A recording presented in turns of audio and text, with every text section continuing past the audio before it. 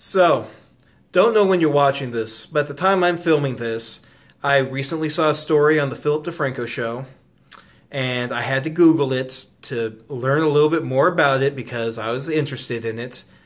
But in a nutshell, at Duke University, there's this master's program chair, and she sent an email out. It was either to students, I think it was maybe to students, maybe it was just to faculty, and they reported in the story that she had sent like a similar email out before. Anyway, if you're really interested in that story, Google it because it's not really the point of what I want to talk about.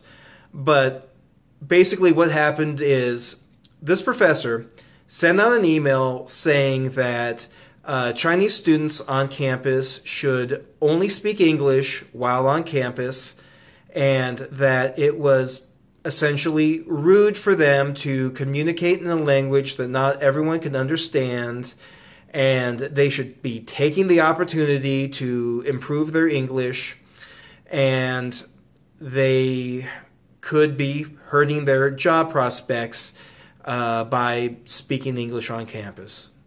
So, like I said, if you're really interested in that, you need to Google that.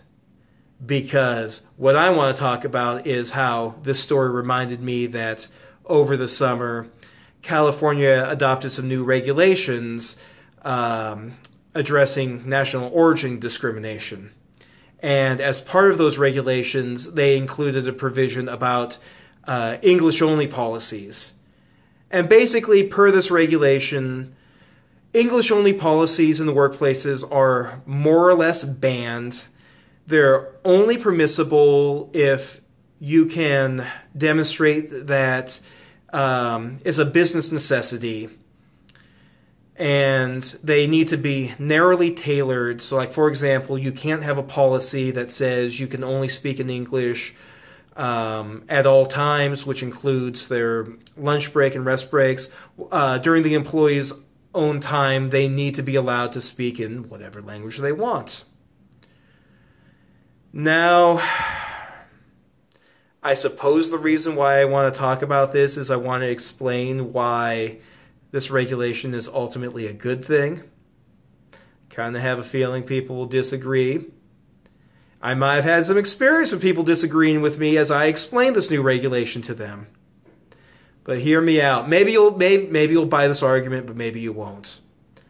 But look, ultimately in a workplace, you want it to be a meritocracy. You really, really, really, really want the best workers to be given the best assignments where they can perform their best work. Let's say you need to go in for surgery. You want your surgeon to be the best surgeon at the hospital. You don't want the surgeon to be the worst surgeon at the hospital who only has the gig because the surgeon just happens to be really good at ass kissing.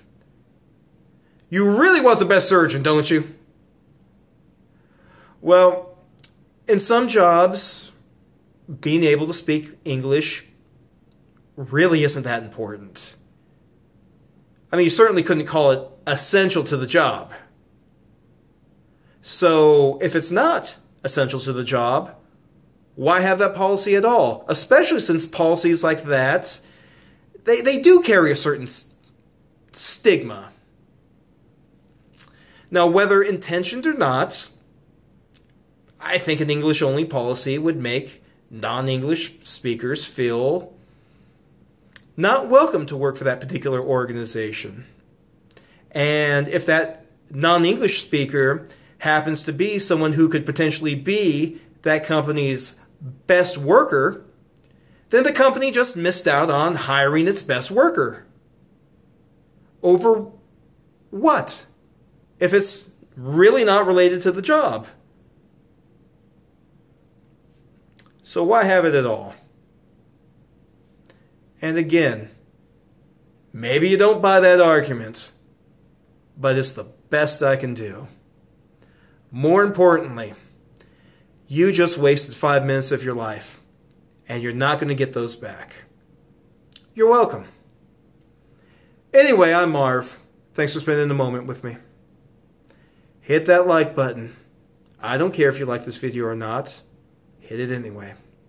And share this video. And subscribe to my channel. And until next time, be good to each other.